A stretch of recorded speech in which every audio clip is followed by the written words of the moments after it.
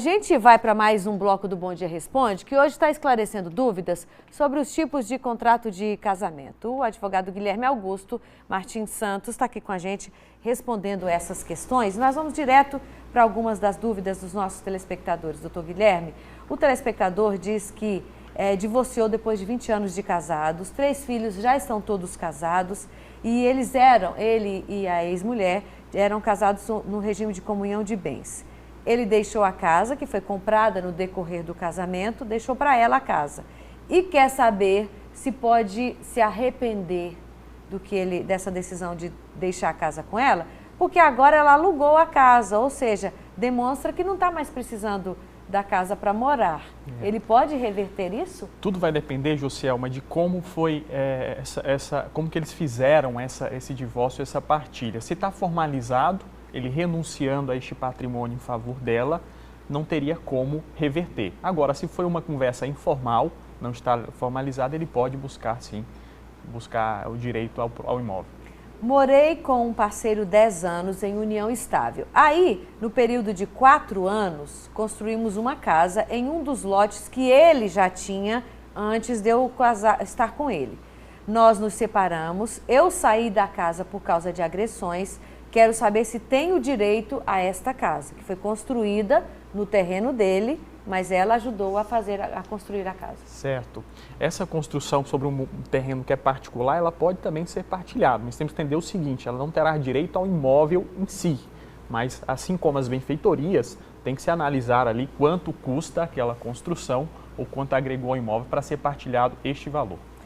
O funcionário público aposentado que nos mandou a pergunta diz que tem 2 filhos pequenos, quer saber se ele morrer, a esposa e os filhos têm direito a ficar recebendo o salário integral dele, ou a pensão, né? Seria a pensão por morte, tem que analisar qual é o regime de previdência que ele está, se ele é servidor efetivo ou não. Se ele for um servidor efetivo, ele poderá sim buscar aí os dependentes dele, que é um outro requisito também, poderá buscar essa pensão por morte. Certo.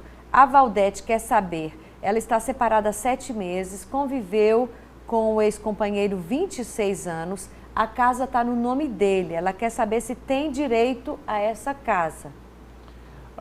Se esse imóvel foi adquirido antes da propriedade, aliás, durante o casamento, não importa em nome de quem esteja, o importante é o momento da aquisição daquele bem. E aí ela terá direito. Só tem que provar se foi comprado durante a relação, né? Isso, o período da aquisição é que importa. Certo. A outro telespectador diz que tem união estável, agora está separado e tudo foi dividido direitinho.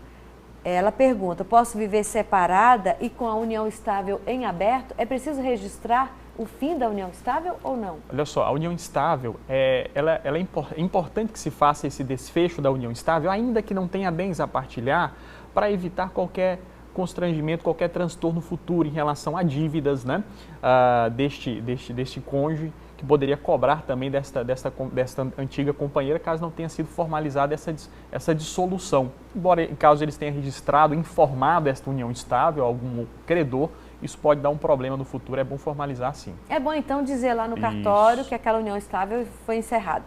Isso. Certo.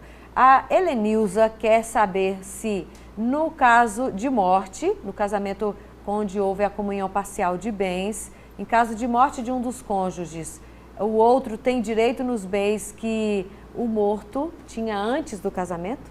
Sim. Nessa situação, ela vai ser herdeira. Qual a diferença do herdeiro para o meieiro? Ela não vai ter direito à metade do patrimônio. Significa que ela vai ter direito a partes iguais desse patrimônio com outros herdeiros que eventualmente ele tenha. Então tem que analisar no caso concreto essas situações todas. A outra telespectadora diz que viveu com um homem há 8 anos, não tinha nada de papel, ele já tinha uma casa e um filho pequeno que eu estou ajudando a criar ou ajudei a criar. Se a gente se separar, como fica a minha situação? A casa já era dele antes Sim. do relacionamento começar e tem uma criança também, Sim. que ela ajuda a criar. Olha só, a casa, a gente não podemos confundir a relação patrimonial com a responsabilidade com os filhos. Embora a casa ela é anterior, este patrimônio ele vai continuar sendo daquele que era proprietário. Agora, se este imóvel era o bem da família, era o imóvel onde a família residia, que me parece que é o caso, e é onde ela poderia estar com este filho, ela poderia ter algumas vantagens em relação a permanecer com este bem, não ser proprietária, mas permanecer com este bem enquanto estiver ali cuidando da criação dos filhos. A outra telespectadora diz que se separou do marido, saiu de casa, deixou os filhos com ele por muito tempo. Agora ela pegou as crianças e quer saber se tem direito à pensão e à casa. Sim, a pensão tem que sinalizar a situação de quem está requerendo esta pensão. A pensão para os filhos, sempre haverá ali uma necessidade presumida e os filhos poderão requerer. Agora, a pensão dos cônjuges, do ex-cônjuge ou do ex-companheiro, tem que sinalizar a questão da dependência, né? E aí outros critérios têm que ser analisados. Em relação ao imóvel, segue aquelas regras de quando foi adquirido para saber se haverá ou não partilha. E é uma situação parecida vivida pelo Fernando de Paraíso. Ele diz que a ex-mulher foi embora de casa há 3 anos, ele ficou na casa com a filha e agora ele quer saber, ela tem direito à casa? Nós não fomos casados no papel. A ex-mulher saiu de casa e o deixou com a filha, com a criança. Sim. As pessoas muitas vezes têm essa impressão de que saiu de casa, já automaticamente perderia o direito àquele imóvel. Essa ideia do abandono de lar, José, é uma situação bem específica. Quando um dos cônjuges sai do imóvel, não se tem notícia, não se tem informações do paradeiro daquele convivente ou daquele cônjuge. Aí sim encaixaria a ideia do abandono de lar. Caso contrário, o patrimônio continua preservado e a qualquer tempo pode ser requerido. Tem direito, então? Tem sim. A outra telespectadora diz que está numa união estável há 3 anos. Tem a casa que é financiada pela Caixa e tem 3 filhos que não são desse atual companheiro. Ela quer saber se caso haja uma separação desse atual companheiro, se ele tem direito à casa que ela comprou financiada. Não, em relação aos os imóveis financiados, o único direito que vai ter será em relação aos valores pagos durante aquela união ou durante aquele casamento. Então tem que se apurar o que foi pago durante o casamento e aí então faz-se a divisão desses valores. A propriedade continuará sendo dela, que adquiriu antes do casamento, né? Embora financiado. Certo. A telespectadora disse que viveu 10 anos com outra mulher. Ela tem direito no que é meu? Já estamos separadas há 1 ano. Hoje ela a ex-mulher já vive com outra mulher. Os direitos são os mesmos nos casamentos homoafetivos. É importante destacar isso. Não há qualquer distinção hoje em relação às uniões. Se são heteroafetivo ou homoafetivo, os direitos são iguais, são semelhados. Ela pode sim reivindicar esse patrimônio adquirido conjuntamente. A outra telespectadora disse que foi casada há 14 anos e o ex-marido botou o nome dela em uma das lojas que eles tinham e essas lojas faliram, ficou devendo muitos impostos. O nome dela ficou sujo e para que ele me desse a separação, saí sem nada, ou seja, ele deve ter pressionado para que ela abrisse mão dos bens. Não estou conseguindo fazer nada na minha vida, pois meu nome está sujo. Existe uma maneira de passar a dívida dos impostos para ele, já que na divisão dos bens eu fiquei sem nada? É uma situação muito peculiar, Jussiel, mas tem que se observar que durante a união, não só os créditos são considerados para a divisão, mas também as dívidas são consideradas. Entretanto, tem que verificar se eventualmente esse cônjuge, se ele construiu essa empresa, incluiu no nome dela e se ele agiu de má fé de alguma maneira na administração dessa empresa ou se ela não tinha um consentimento dela para que essas transações fossem realizadas, é uma outra questão que tem que ser analisado para que pudesse excluir a responsabilidade dela. Caso contrário, ela responde também pelas dívidas. Ela vai ter que procurar os credores para fazer tudo isso e aí a justiça para de repente tirar o nome dela, se for possível, desses bens. Vai dar um trabalhinho, né? Isso. A outra telespectadora disse que foi casada por 15 anos, o ex-marido só relatou 2 bens na partilha. No divórcio ele disse que os bens adquiridos iam ficar para a filha deles. Só que a guarda da filha está com ela. E aí ele ficou com os bens. Posso pedir para a justiça pedir para ele dividir os bens comigo para que eu possa cuidar da filha? São 2 propriedades, pelo que eu entendi, são 2 fazendas. Isso.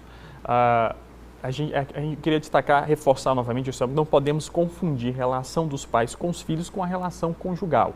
O patrimônio, quem tem direito ao patrimônio é o casal, não os filhos, embora é muito comum, né, os pais doarem um patrimônio quando encerra as suas uniões aos filhos, mas isso não é uma obrigação. Então, o fato dela exigir pelos fato de estar com os filhos não é uma regra. Não é uma regra, a não ser que ela não tivesse um outro imóvel, um outro patrimônio para manter ali a sua vida e a criação dos filhos, aí poderia questionar, poderia analisar. A grande questão aqui, doutor Guilherme, o que me parece é que ele escondeu os bens, vamos dizer assim, ou tirou do seu próprio nome os bens para que não entrassem na partilha. Isso é outra dor de cabeça que, às vezes, um dos cônjuges tem Hoje também para resolver. Nós estamos falando em infidelidade patrimonial. E passa por situações como essa. A infidelidade patrimonial ela tem que ser combatida. E isso pode-se buscar um advogado de confiança ou defensoria pública para conhecer o caso melhor e sim buscar reverter a situação. Porque não importa em nome de quem esteja, ainda mais se foi feito de má fé. Certo. A outro telespectador quer saber quando a gente faz a união estável, quando passa a ter direito se um dos cônjuges ou uma das pessoas envolvidas já tinha bens antes. Na união estável é preciso estar declarado ali no registro da união o que constava antes de bens, antes de entrar naquele relacionamento? Como é que se dá esse registro da união estável, doutor Guilherme? Olha só, por isso que é importante as pessoas formalizarem a união, porque com a formalização da união se estabelece o início desta relação. Então esse é o marco temporal ali, o marco divisor para dizer quais os patrimônios serão comum do casal. Se isso não foi feito antecipadamente, agora com o fim desta união estável tem que se fazer esse reconhecimento posterior. Então vai ter que se fazer prova de quando iniciou esta união, né? Então, hoje as provas são muito ampliadas, né? Desde de conversas pelo WhatsApp, e-mails trocados, comprovante de endereços ali com mesma residência em nome de ambos. Então, são formas de se provar o início desta união. Então, fica sempre aí a cargo do caso concreto para se identificar.